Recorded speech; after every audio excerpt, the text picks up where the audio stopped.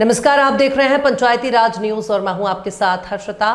बंगाली भाषियों पर भाजपा द्वारा किए जा रहे आतंक और बंगाल विरोधी साजिशों के खिलाफ धर्मतला स्टेट हॉकर्स यूनियन की ओर से एक विशाल विरोध रैली का आयोजन किया गया। यह रैली धर्मतला बस स्टैंड से डोरिना क्रॉसिंग मोड़ तक निकाली गई, जिसमें बड़ी संख्या में लोग शामिल हुए। रैली का आयोजन INTTUC पश्चिम बंगाल की तरफ से किया गया। इस सभा में उपस्थित रहे पश्चिम बंगाल के अध्यक्ष ऋतव्रत बंद्योपाध्याय, INTTUC उत्तर कोलकाता जिलाध्यक्ष स्वप्न सामादार, MMIC एवं मेयर परिषद असत बरण सरकार, INTTUC अध्यक्ष एवं कोर कमेटी सदस्य, धर्मतला स्टेट हॉकर यूनियन के महासचिव संजू राय, INTTUC पश्चिम बंगाल के उपाध्यक्ष शक्ति मंडल, उत्तर कोलकाता जिला सचिव विश्वजीत दास गुप्ता, उत्तर कोलकाता जिला उपाध्यक्ष निमाई मंडल समेत अन्य कई प्रमुख नेता व कार्यकर्ता शामिल रहे। सभा में उपस्थित वक्ताओं ने भाजपा की विभाजनकारी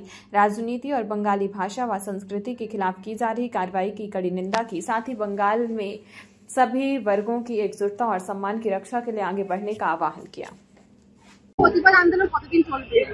प्रतिबाद आंदोलन माने যতক্ষণ এই বিজেপি এবং বিজেপির দোসরদের আক্রমণ যত ধারালো হবে, মমতা বন্দ্যোপাধ্যায়ের নেতৃত্বে, অভিষেক বন্দ্যোপাধ্যায়ের সেনাপতিত্বে বাংলার এবং বাঙালির প্রতিরোধ এবং প্রতিবাদ হবে তত শানিত, কেননা ভবিষ্যৎ বাংলার, ভবিষ্যৎ বাঙালির। धर्मतला स्टेट हॉकर यूनियन का जनरल सेक्रेटरी हूँ।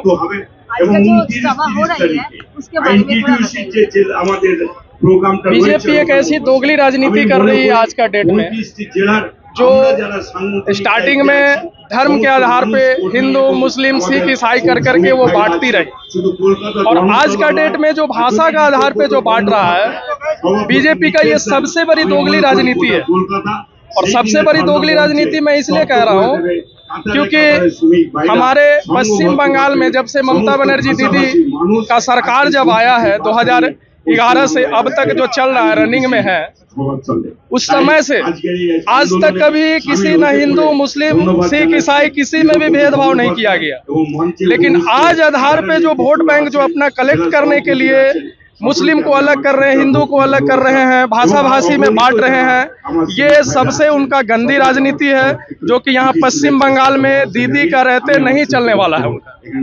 और इस पश्चिम बंगाल में यहाँ पे हिंदू भाई भी रहते हैं, वो भी मुस्लिम भाई भी रहते हैं, हिंदू भाई भी रहते हैं, सब हिंदी, बांग्ला, उर्दू भाषी सब बोलते हैं, सब यहाँ भाषा भाषी रहते हैं। लेकिन यहाँ पर जितने भी हैं बीजेपी की राजनीति दल में, जितने भी है, जैसे शुभेंदु अधिकारी अभी आकर यहाँ पे कह गए हैं कि जय श्री राम का एक नारा लगा रहे हैं। अरे मैं भी जय श्री राम को मानता हूँ, तो वो कहते जय श्री राम, मैं कहता जय सिया राम।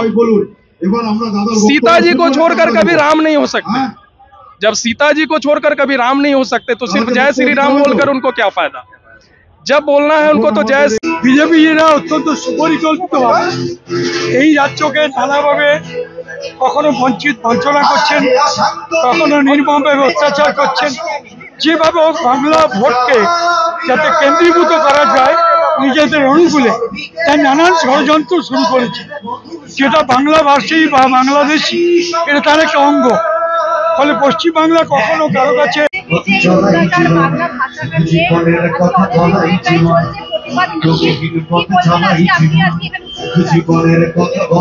এখন আর ভারতীয় জনতা পার্টি নেই, বিজেপি এখন ভারতীয় জঞ্জাল পার্টি হয়ে গেছে।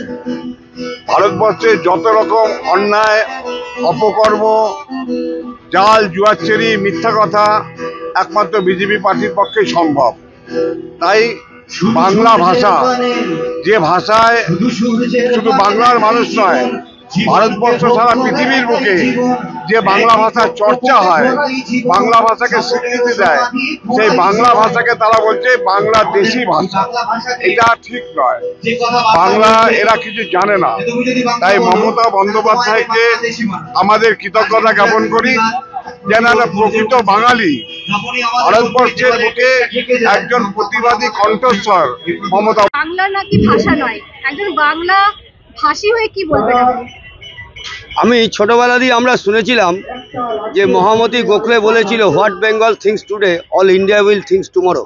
অর্থাৎ আজ বিগত দিনে আমরা জানতাম যে মহামতি গোখলের যে কথা, তাতে বাংলায় তকমা করলে যেটা দাঁড়ায়, বাংলা আজ যেটা ভাবে আগামী দিনে ভারতবর্ষ সেটা চিন্তা করে। আমাদের নেত্রী, বাংলার জননেত্রী শুধু নয়, সর্বভারতীয় তৃণমূল কংগ্রেসের নেত্রী মমতা বন্দ্যোপাধ্যায়, তিনি কিন্তু বিগত লোকসভা নির্বাচনের আগে এটা উপলব্ধি করতে পেরেছিলেন যে একটা সরকার হঠাৎ করে কেন্দ্রীয় সরকারের ক্ষমতায় আসার পর একনায়কতন্ত্রভাবে বাংলা ভাষাই শুধু নয়, ভারতবর্ষকে বিভাজন করবার চক্রান্ত করবে এবং শ্রমবিরোধী আইন থেকে শুরু করে জনস্বার্থ বিরোধী বিভিন্ন আইন লোকসভায় পাশ করিয়ে নেবে। বাংলার মানুষ একথা বিশ্বাস এবং তার প্রতি আস্থা রেখে বিগত লোকসভা নির্বাচনে তার যে জয়ের যে রথটা, সেই রথটাকে পশ্চিমবাংলা আটকে দিয়েছিল মমতা বন্দ্যোপাধ্যায়ের নেতৃত্বে।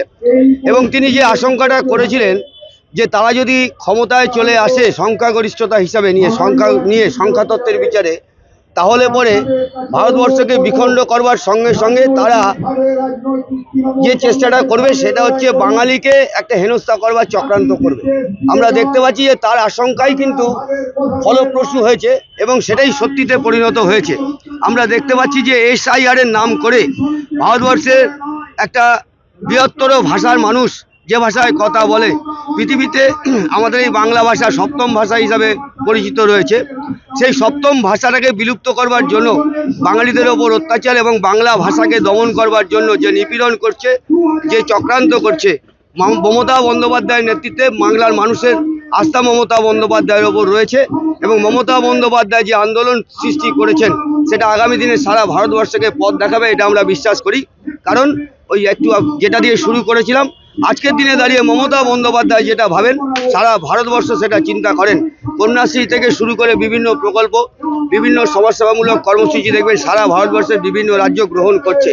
তাতে আমরা আনন্দিত, আমরা গর্বিত যে এমন একজন নেত্রীকে আমরা পেয়েছি যিনি টালির চাল থেকে উঠে আসা হাওয়ায় চটি পড়া সাধারণ শাড়ি পরে তিনি ভারতবর্ষের মানুষকে দিগন্ত দেখাবেন, নতুন সূর্য ভারতবর্ষে উদিত করবেন। আমরা এই আস্থা বিশ্বাস রাখছি। আমরা সকলকে আপনাদের বৈদ্যুতিন মাধ্যমে অনুরোধ করব যে আসুন এই কর্মসূচিকে সফল করবার জন্য আপনারা আমাদের সঙ্গে কাঁধে কাঁধ মিলিয়ে প্রচার করুন। ধন্যবাদ, নমস্কার। দাদা, আজকে সঞ্জুদার উদ্যোগে আজকে ধর্মতলা INTTUC-র হকার্স ইউনিয়নের তরফ থেকে যে আজকে যে র্যালি, এই যে আজকে INTTUC-র সকল সদস্যরা এবং সঞ্জুদার নেতৃত্বে, কি বলবেন দাদার সঙ্গে? সফল সমাধান অবশ্যই পাশে না থাকলে আমরা উত্তর কলকাতা জেলায় এমন একজন সভাপতিকে পেয়েছি যে শুধু কলকাতা পৌরসভার একজন সফল MIC নয়, একজন দক্ষ সংগঠক। ও যুব কংগ্রেসেরও, স্বপন সমাদ্দার মধ্য কলকাতার যুব কংগ্রেসের, তৃণমূল যুব কংগ্রেসের গুরুত্বপূর্ণ সভাপতির দায়িত্ব অত্যন্ত দক্ষতার সঙ্গে পালন করেছিলেন। ও সভাপতি হওয়ার সঙ্গে সঙ্গেই এই সঞ্জু বা সঞ্জিত কুমার রায়ের মতো দক্ষ সংগঠকদের বেছে নিয়ে জেলা কমিটিতে স্থান দেওয়াই শুধু নয়, এই সংগঠনকে আরও মজবুত করবার জন্য ওর যে পরিশ্রম, সঞ্জুর যে লড়াই, হকারদের স্বার্থে 24টা ঘন্টা যে পাশে থাকে, সেই রকম মানুষকে ও কিন্তু সাহায্যের হাত বাড়িয়ে শুধু দিচ্ছে না, ওর পাশে থেকে ওর লড়াইয়ের সাথী হচ্ছে, যোগ্য সাথী। আমরা আনন্দিত। আমি একজন জেলা কমিটির অন্যতম সম্পাদক হিসাবে আমি গর্বিত। সঞ্জুর মতো একজন দক্ষ সংগঠককে আমরা আমাদের জেলা কমিটিতেই শুধু নয়, হকারদের পাশে নেতৃত্ব দেওয়ার জন্য পেয়েছি। আমি ওকে আন্তরিক অভিনন্দন, ধন্যবাদ, জাতীয়তাবাদী গৈরিক অভিনন্দন জানাচ্ছি। প্রথমেই বলি, সারা ভারতবর্ষে যে কটা স্বীকৃত ভাষা আছে, বাংলা ভাষা তার অন্যতম। বিজেপির এই সমস্ত অপদার্থ নেতৃত্ব তারা জানে না, তারা বাংলার ঐতিহ্য জানে না, বাংলার সংস্কৃতি জানে না, বাংলার কৃষ্টি জানে না, সেই জন্য এই ধরনের মন্তব্য করে থাকছে। বাঙালির আজকে সারা ভারতবর্ষে অবস্থান আছে, সারা পৃথিবীতে এমন কোনো দেশ নেই যেখানে বাংলা ভাষার মানুষ নেই। রবীন্দ্রনাথ থেকে শুরু করে সমস্ত মনীষী আজকে যে জাতীয় সঙ্গীত সেটাও বাংলা ভাষায়। অতএব এই সমস্ত মুখ্যের দল তারা বাংলা ভাষার যে ঐতিহ্য সেটা জানে না। এই বাংলা ভাষার রক্ষার্থে বাংলার মাননীয় মুখ্যমন্ত্রী যে সংগ্রাম শুরু করেছে, এই সংগ্রাম চলবে। সমস্ত মানুষ এই বাংলা ভাষার রক্ষার্থে আমাদের সাথে কাঁধে কাঁধ মিলিয়ে এগিয়ে আসছে। আজ বেশ কিছুদিন ধরে আমাদের এই ধর্না চলছে। এর আগে আমরা ময়দানে করেছিলাম, সেখানে বিজেপি তাদের সৈন্যবাহিনী দিয়ে, যে এর আগে কোনো দিন ছিল না যে সৈন্যবাহিনীকে রাজনীতিকরণ, আজকে আমরা দেখতে পাচ্ছি বিজেপি সৈন্যবাহিনীকেও রাজনীতিকরণে নামিয়ে দিয়েছে। যাই হোক, তাতে আমাদের আটকানো যাবে না। বাংলা বাঙালির প্রতি মানুষের যে আবেগ, সেই আবেগকে এতে দমানো যাবে না।